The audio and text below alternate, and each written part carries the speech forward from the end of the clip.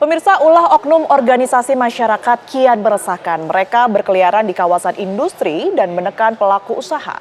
Ya, para pengusaha mengeluh investasi triliunan rupiah kabur di begal oknum ormas. Lantas, apa solusinya? Masihkah oknum ormas nakal dibiarkan berkeliaran menebar ancaman?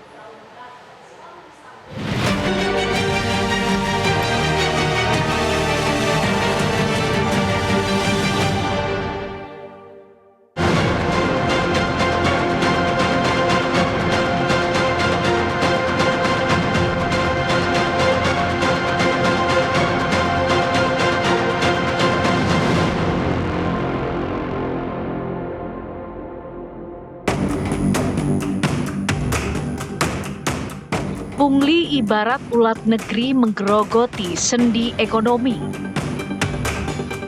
Pungli bergerak di jalanan, beroda organisasi masyarakat, menakut-nakuti gerak investasi. Kendati praktik pungli jalanan merupakan kisah usang, namun ratusan triliun rupiah melayang akibat keamanan di begal. Makanya memang peran daripada Badan Kesbangpol masing-masing daerah ini sampai ke tingkat kecamatan ini harus proaktif melakukan pengawasan di tingkat lapangan, terutama kawasan-kawasan industri, kawasan-kawasan ekonomi yang memang selama ini juga tanda kutip ya sangat terganggu dengan kehadiran ormas-ormas yang menggerogoti daripada pengusaha-pengusaha yang ada di sekitar-sekitar tersebut gitu. Di antara mereka juga yang berperilaku seperti mengancam kepada industri, pemilik-pemilik industri di situ. Kemudian ada yang mengancam pada pekerja-pekerja di sekitarnya, ya itu juga ada.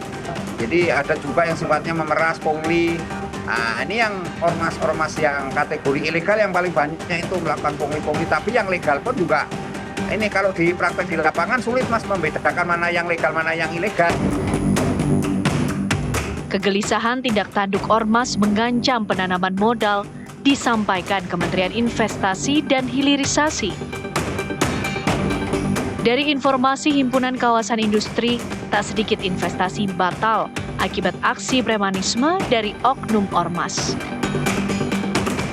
Nilai kerugiannya tak tanggung-tanggung, ditaksir hingga ratusan triliun rupiah. Investasi itu membutuhkan kepastian hukum.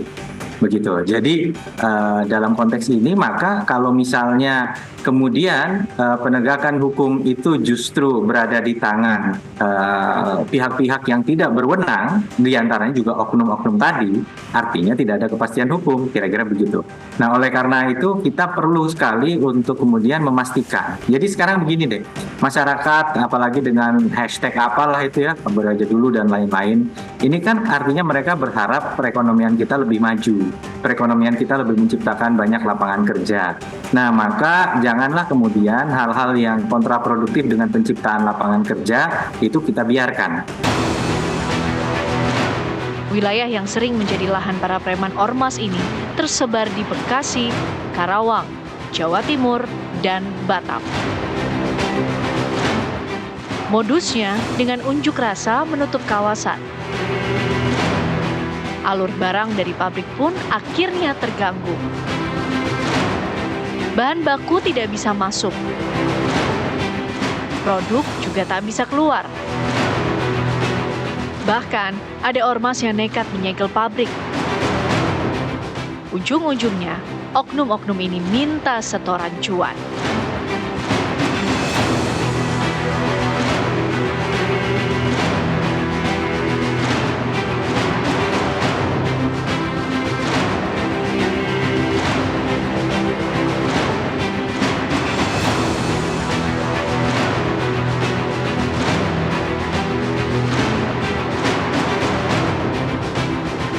Khusus di Jawa Barat, tindakan ormas ini juga sudah pada tahap lampu merah.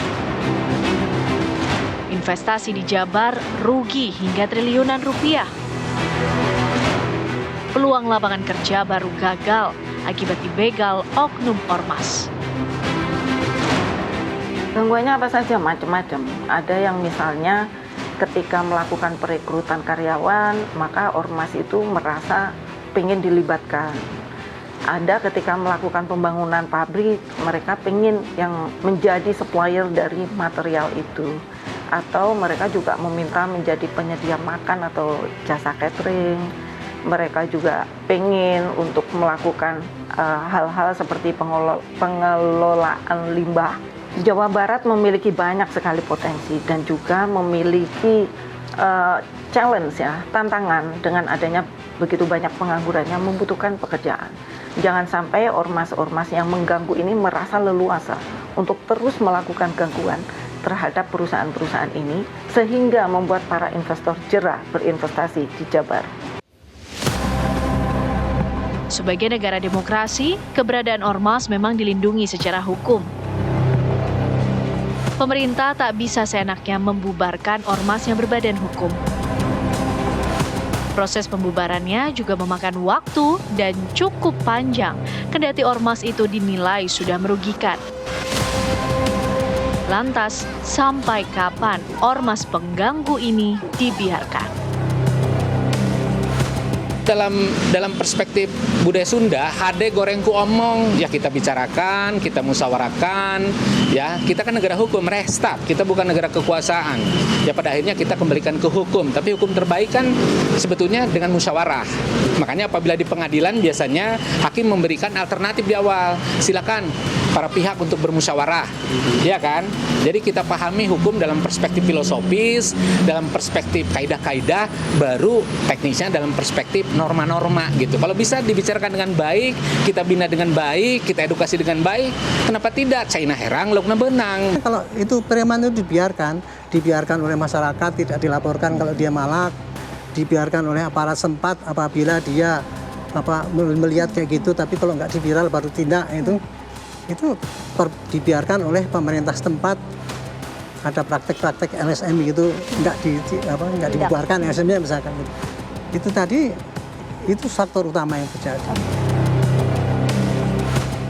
Sudah semestinya pemerintah tegas bergerak. Ormas dengan premanismenya tak boleh menjadi parasit ekonomi. Ormas sebenarnya bisa dibina menjadi bagian penting investasi dengan prinsip saling menguntungkan. Saya rasa pengusaha-pengusaha itu kalau melakukan pendekatan dengan cara-cara yang profesional, saya rasa juga akan diterima, bukan dengan cara ancaman dan tekanan dalam hal ini. Makanya mungkin bahwa pembinaan-pembinaan yang dilakukan kepada oknum-oknum ormas ini bukan hanya semata-mata pembinaan-pembinaan dalam arti kata dikumpulkan, dikasih wawasan, tapi bagaimana juga mereka diarahkan menjadi entrepreneurship gitu loh.